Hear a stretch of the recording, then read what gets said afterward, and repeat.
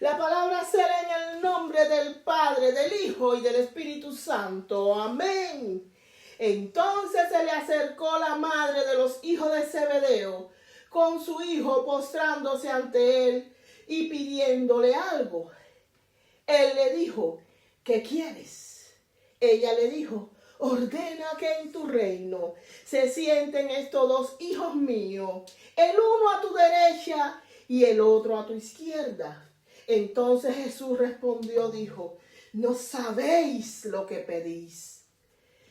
¿Podéis beber al vaso que yo he de beber y ser bautizado con el bautismo que yo soy bautizado? Y ellos le dijeron, podemos. Él le dijo, a la verdad de mi vaso beberéis, y con el bautismo con que yo soy bautizado seréis bautizados. Pero sentaros a mi derecha y a mi izquierda, no es a mí darlo, sino aquello para quien está preparado por mi Padre. Amén. Bendito es el Señor. Mis amados hermanos, la autoría de este evangelio, aunque no se menciona el autor, la tradición cristiana se le atribuye este evangelio a Mateo, también como conocido con el nombre de Leví, antiguo recaudador de impuestos y discípulo de Jesús. Probablemente este evangelio fue escrito alrededor de los años 50 después de Cristo. Esta fue una de las épocas en la que mayor parte de los cristianos eran judíos convertidos. Y el amor y la preocupación de Mateo hacia ellos lo llevó a escribir con propósito de probar a su pueblo judío que reconocieran que Jesucristo es el Mesías prometido, que todos los escritos de los antiguos profetas hablaban del Mesías venidero y que todas las profecías se cumplieron en Jesús. Según la tradición, Mateo, el apóstol Mateo, evangelizó en Etiopía, en la ciudad de Nadaver, también conocida como la ciudad de los antrófagos o caníbales. En Etiopía, en esta ciudad, él se enfrentó a las prácticas paganas, donde realizó milagros como resucitar muertos, desenmascarar a magos y logró conversiones significativas, incluyendo a la familia real. La Biblia en sí no describe ni a dónde fue Mateo, pero las tradiciones sí. Y muchos varían el relato de su muerte. Según fuentes antiguas dice que pudo haber muerto de forma natural.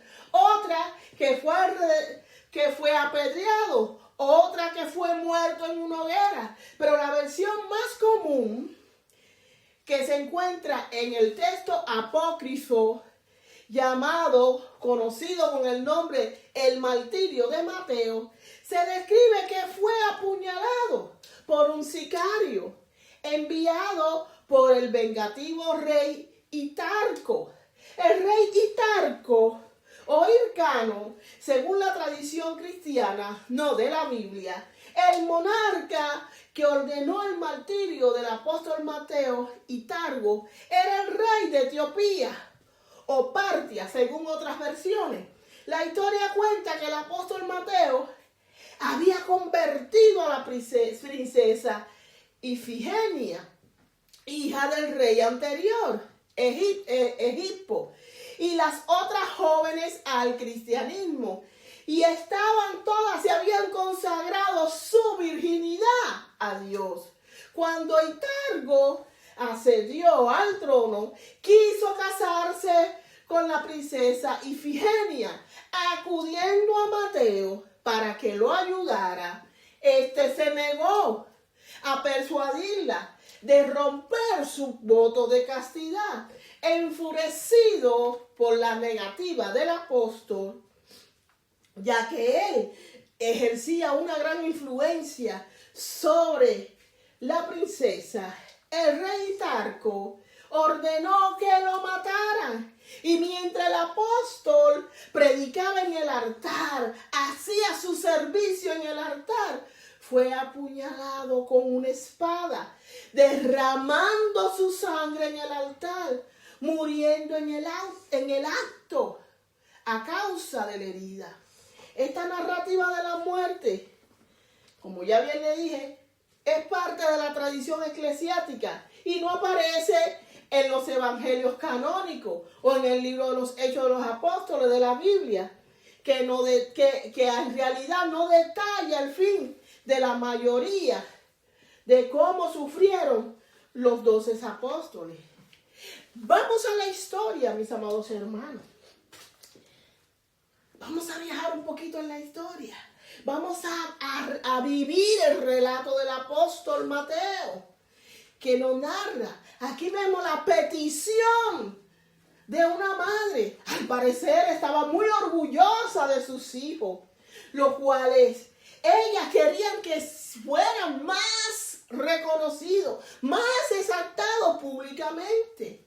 Salomé, la madre de Santiago y Juan, dos de los 12 discípulos de Jesús.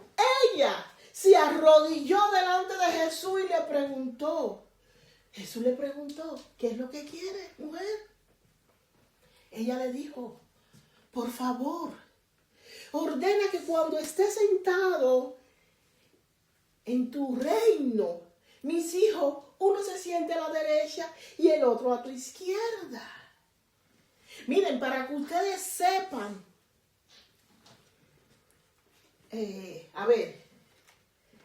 miren, la Biblia no lo dice explícitamente, pero que explícitamente que se llamaba Salomé, madre de Santiago y Juan. La tradición cristiana, cuando compara los textos bíblicos de Mateo 27, Marcos 15 y Mateo 20, sugiere fuertemente que Salomé era la madre de los hijos de Zebedeo, Santiago y Juan. En Marcos 15 menciona que Salomé era una de las mujeres que estaba en la crucificación, mientras que Mateo 27 se nombra la madre de los hijos de Zebedeo, en el mismo contexto, llegando a la conclusión de que era la misma persona.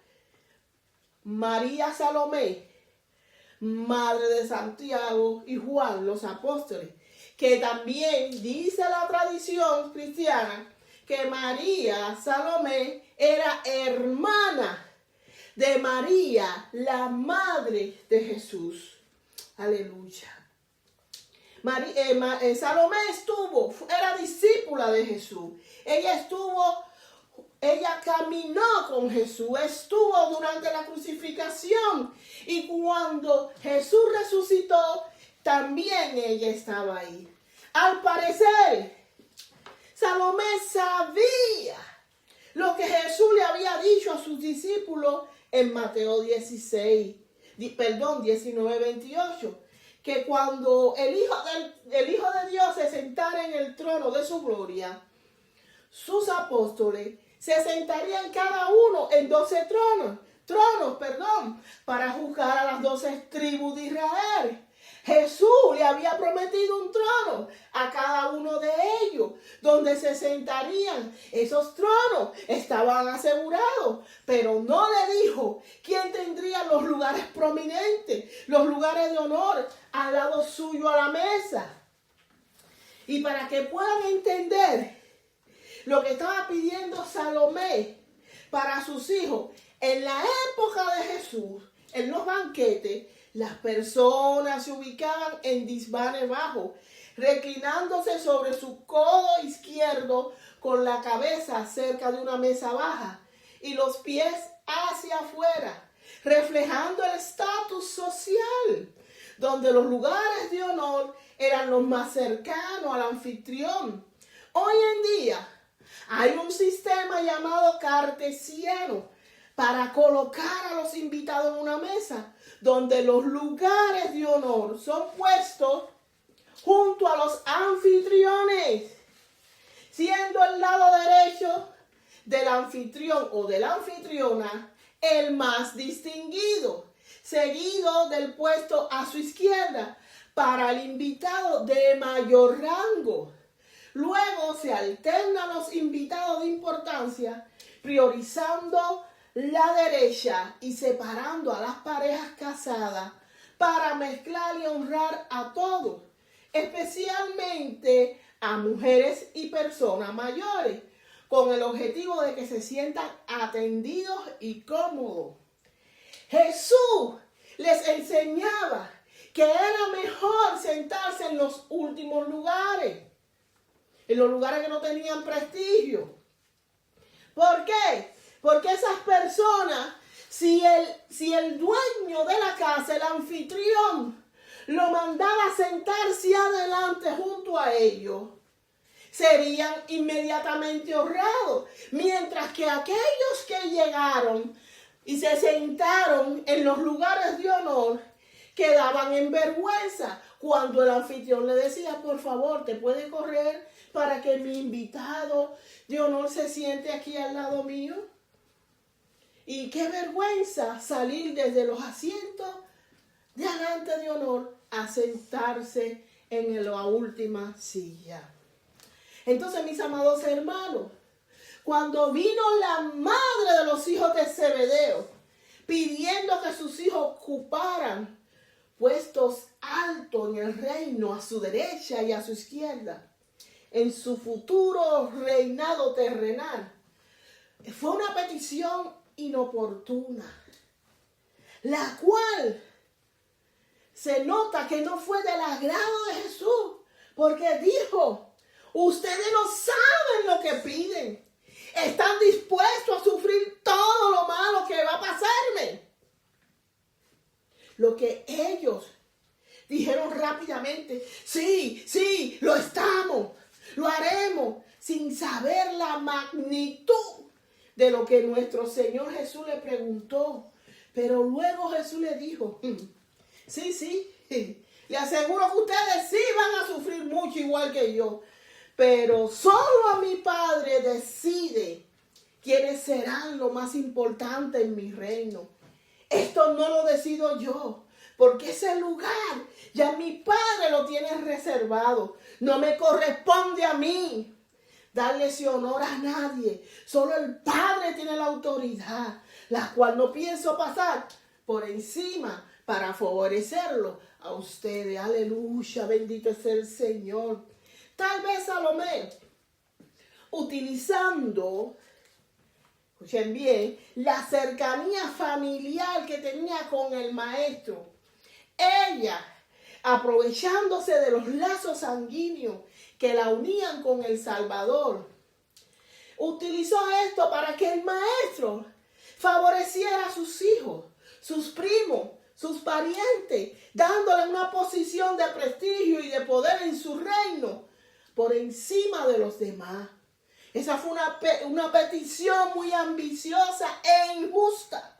Ella quería que sus hijos tuvieran prestigio y poder por encima de hombres que lo habían dado todo por Dios, tales como Abraham, José, Moisés, Elías, el rey David, Enoc, que fueron hombres que caminaron con la vista puesta en lo que no se veía. Pero su fe inquebrantable le hizo ver lo que estaba por venir. Estos hombres le agradaron a Dios. Los hijos de Salomé en ese momento no merecían tal honor. Luego vemos que cuando ellos estaban en Getsemaní, ¿qué hicieron? Se durmieron. Cuando apresaron a Jesús, ¿qué hicieron? Salieron corriendo, mis amados hermanos. Ahora bien, ese relato que está aquí en la Biblia y el cual estamos analizando, este relato que Dios ha traído a nuestro corazón de la Biblia, no está ahí por gusto, mis amados hermanos. La Biblia no es un libro de historia que está ahí para que tú, eso le pasaron a ellos, a mí no me va a pasar. Miren, la Biblia es la palabra de Dios. Y no hay nada oculto debajo del sol. Y no hay nada nuevo debajo del sol. La Biblia tiene vida propia, porque proviene de un Dios vivo.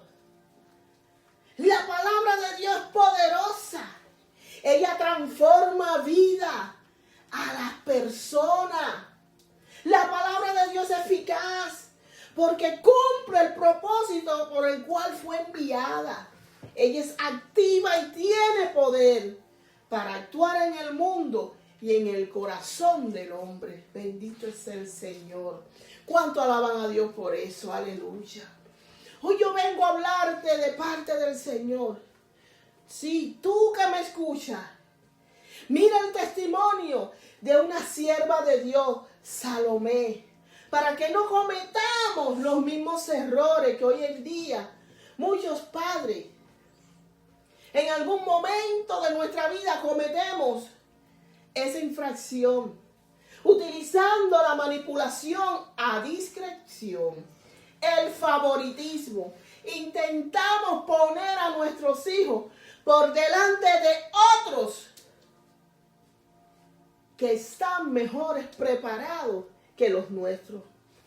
Hay incluso que lo hacen peor que Salomé. Por lo menos Salomé se lo pidió al Padre. Aleluya. Hay otros que no hacen eso.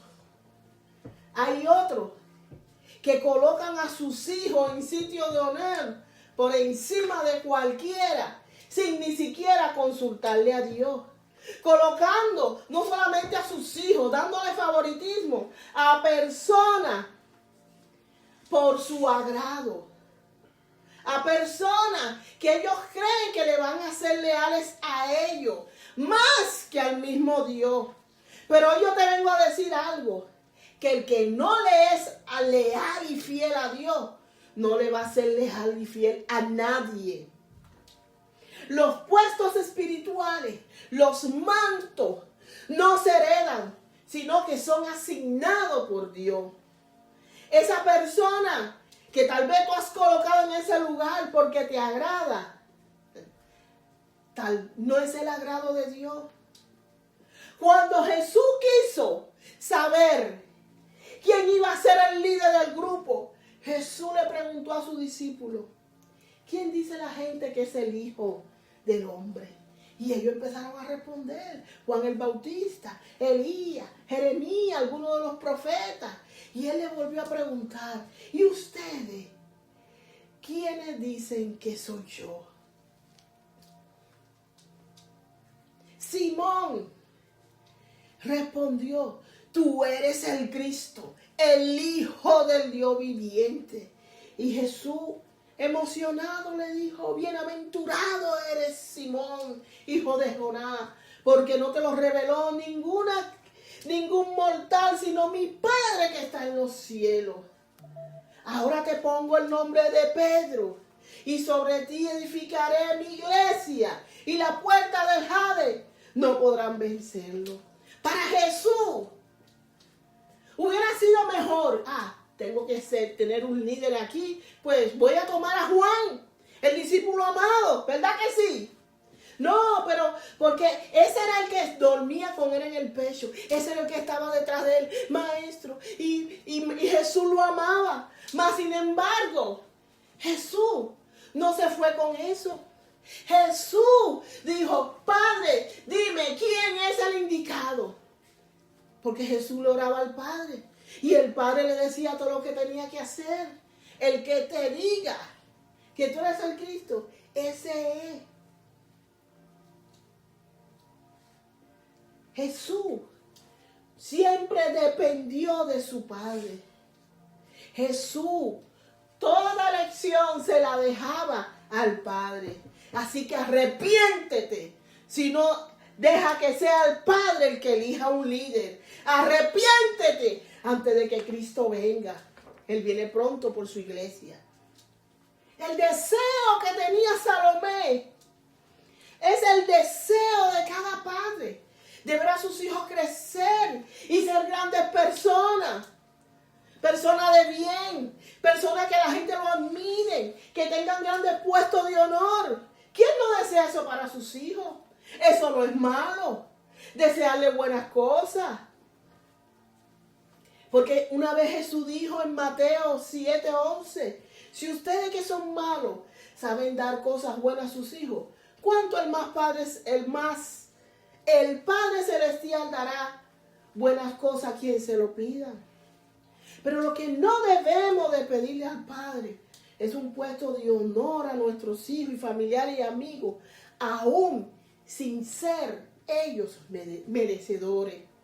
No es lo mismo pedirle a Dios que guarde a nuestros hijos, que nuestros hijos le dé sabiduría, inteligencia, para andar en estos tiempos tan difíciles, para que ellos puedan alcanzar, lograr grandes cosas para Dios, que sean buenos cristianos, que Dios permita que sean buenos esposos, que sean buenas esposas, que lo libren de todo mal, de toda calumnia, de toda burla, que ninguna alma forjada prospere contra ellos.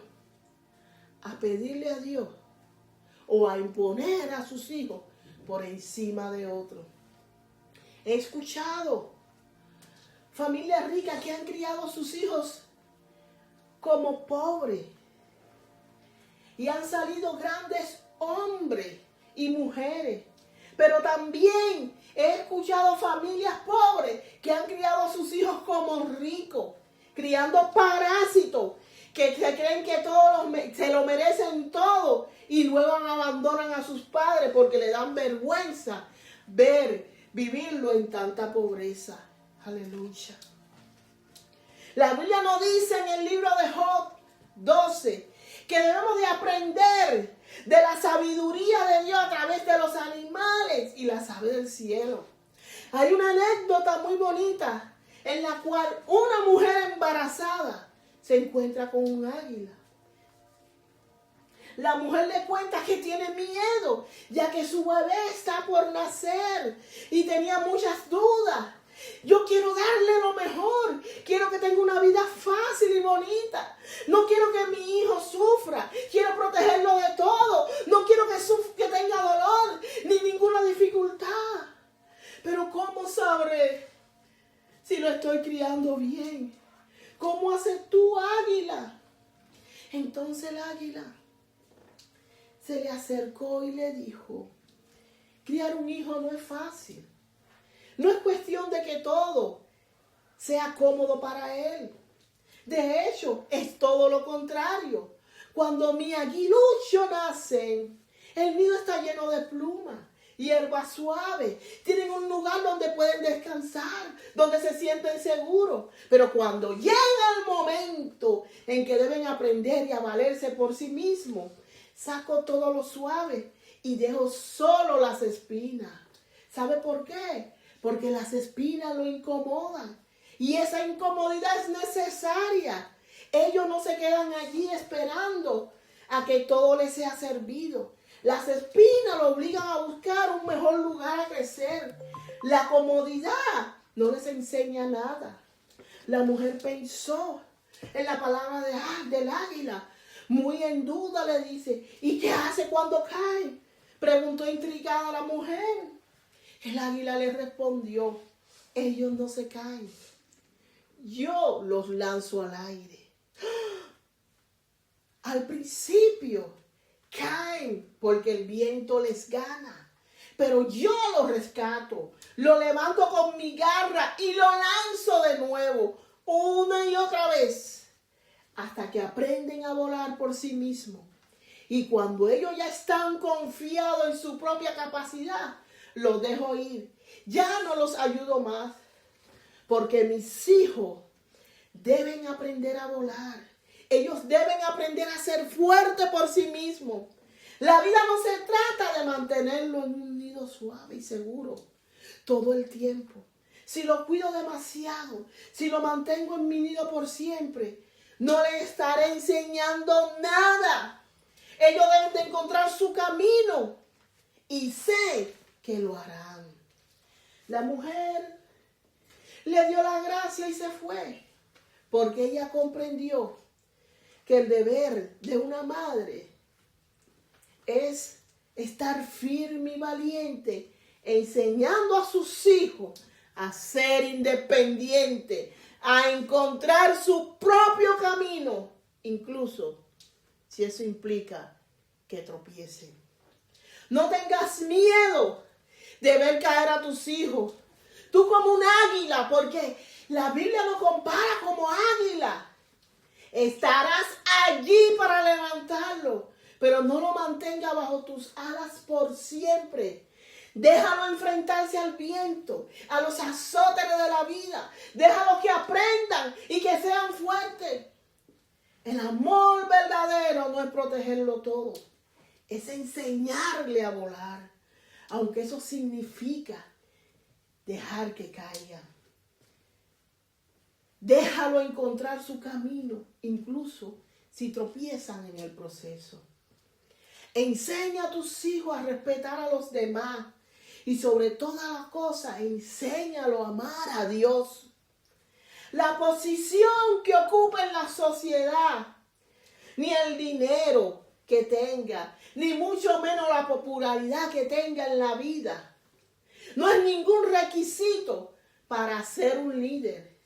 Solo el servicio humilde debe ser el gran requisito, así como lo hizo el propio Jesús. Él vino a servir. Si quieres ser el primero, debes servir a los demás tal como lo hizo Jesús. Al final,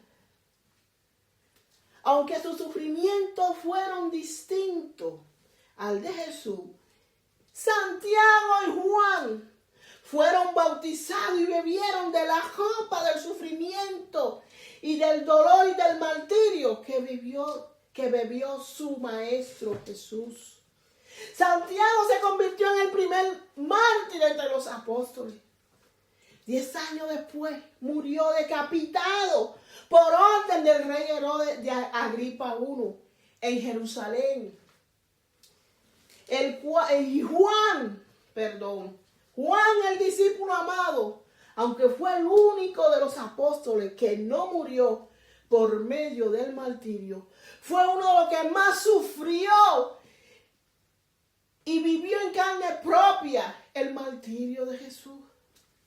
Fue el único de los apóstoles que presenció la muerte y la agonía de Jesús en la cruz del Calvario.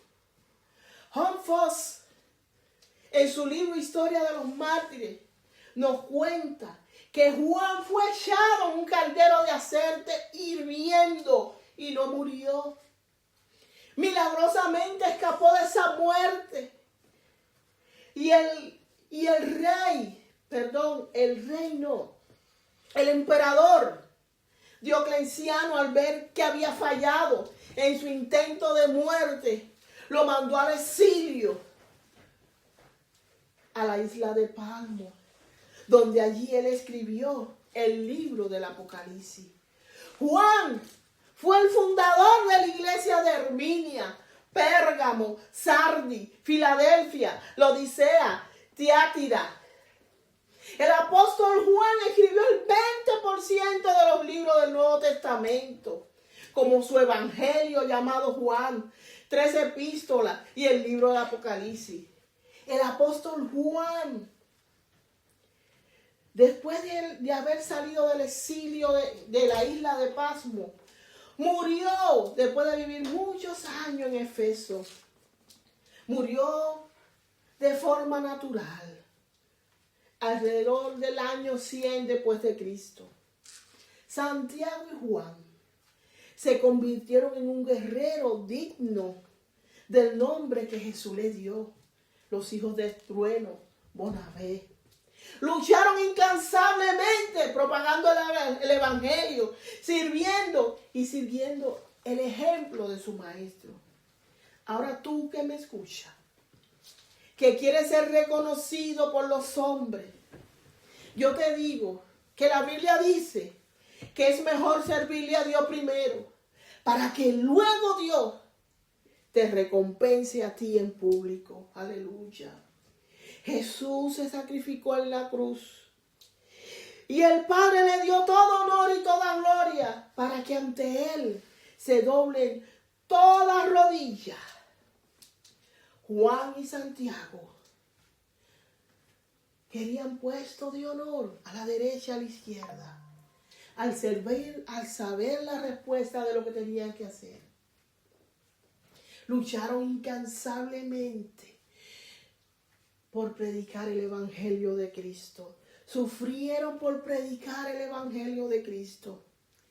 ¿Dónde están sentados ahora? Eso lo sabremos pronto.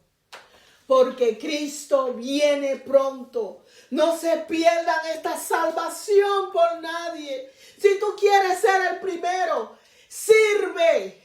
¿Quieres ser un profeta? Sírvele al profeta. ¿Quieres ser un pastor? Sírvele al pastor. ¿Quieres ser un seguidor fiel y sentarte en la mesa con el Señor? Pues sírvele a Jesús.